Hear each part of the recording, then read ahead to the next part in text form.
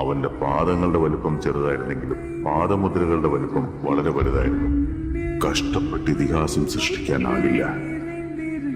ഇടത് വലത് വ്യക്തി വെന്നി നേടി ഉയർത്തിനെ രക്ഷിക്കാൻ 1000 പേരുണ്ടെന്നുള്ള ധൈര്യം നിനക്കുണ്ടെങ്കിൽ നിനക്ക് ഒരു യുദ്ധം ജയിക്കാനാവും. എന്നാൽ നീ മുന്നിൽ നിൽക്കുന്നു എന്ന ധൈര്യം പുറകിൽ നിൽക്കുന്ന 1000 പേർക്കുണ്ടായാൽ ഈ ലോകം നീ കീഴടക്കും.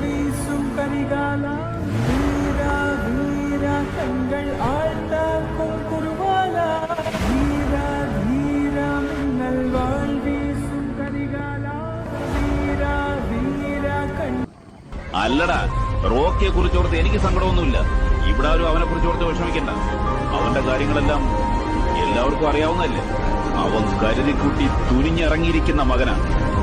അവൻ നിൽക്കില്ല, കീഴടങ്ങുകയുമില്ല. ഏത് പുണ്യാത്മാവിന്റെ മകനാണോ അവൻ?